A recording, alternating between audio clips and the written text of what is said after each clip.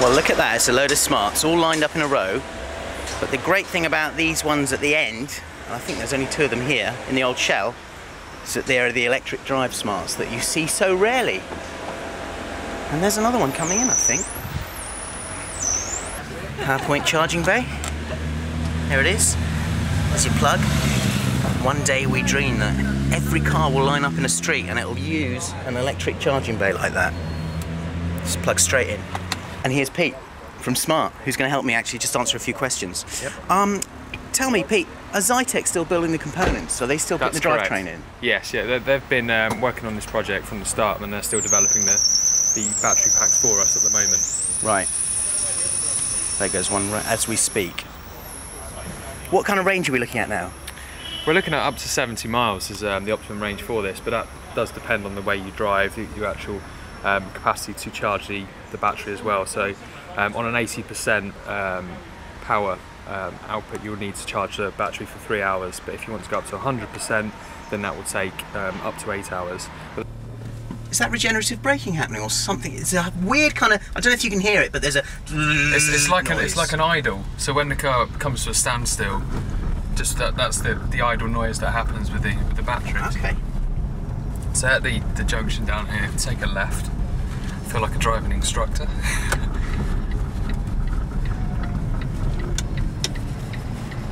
Does it have regenerative braking? I'm not too sure on that actually. That's definitely a question that would be worth asking Tom when we go back. Yeah, no, I'll find out. I would imagine it will have. Is it run on disc brake? Do you know what the brakes are? Yeah, the brakes will be disc brake. They're disc brakes, yeah. Okay, yeah. Well, immediately it picks up, really nicely for a car. You don't feel vulnerable in it, which is nice. Yeah, of course. In the sense that it picks up. You imagine that it would pick up well with the flow of traffic. Yes. Actually. Did you notice the torque on the vehicle? As Yeah. soon as you put your foot down, there's that seamless and maximum delivery that you get from such a small, or from 0 to 30 really. Yeah, I mean it picks up like that's absolutely foot to the floor, but you're up to 30 in only a few seconds. That's very good. I'd want to test it on my hill really. I have this hill. Right. I always drive up with electric cars on, and then I just see what kind of speed it's picking up. And I imagine this will blow everything else I've ever driven away. I've driven quite a few cars up that hill.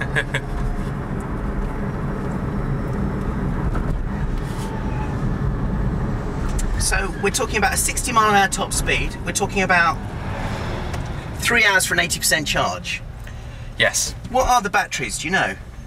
Are they lithium-ion, lithium-polymer? The batteries that are going to be in the new model are going to be lithium-ion batteries. Okay. And that's going to be in the 451. Okay.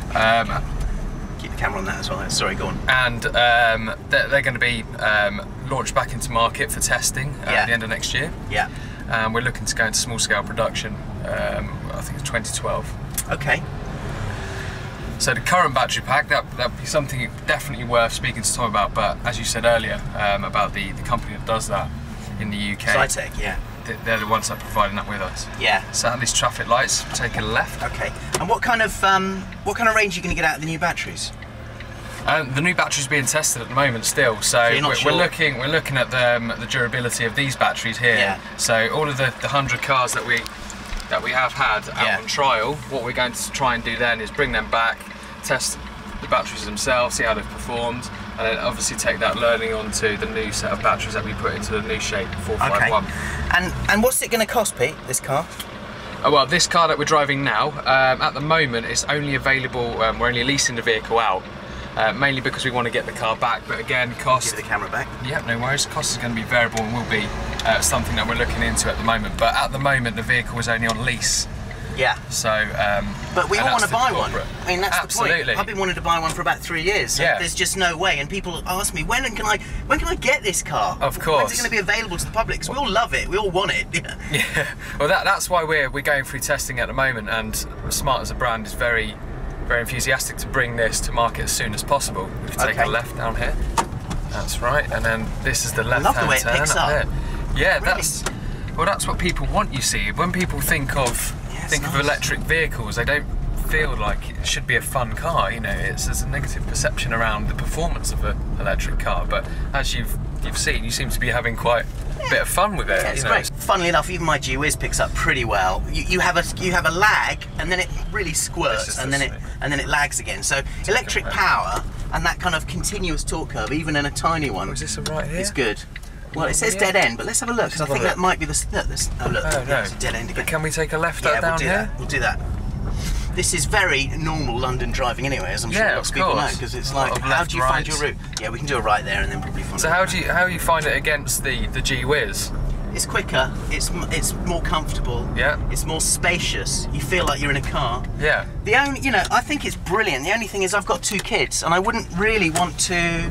There's not much point in me driving a 2-seater. Of course. I kind of slightly prefer a car that carried 4 rather than 2 as well, because I think it's better to be able to carry 4 passengers. But in terms of yourself, or even people commuting to work in the city of London, so say if these were available on the the hire scheme that you sometimes see in the cities now, where you can hire a car for an hour or something like that just to go to meetings, I'm sure it'll be ideal. Fantastic idea. That, I mean, if it was like a city car club car, that you could just pick up, drive around, charge, that would be brilliant. Absolutely.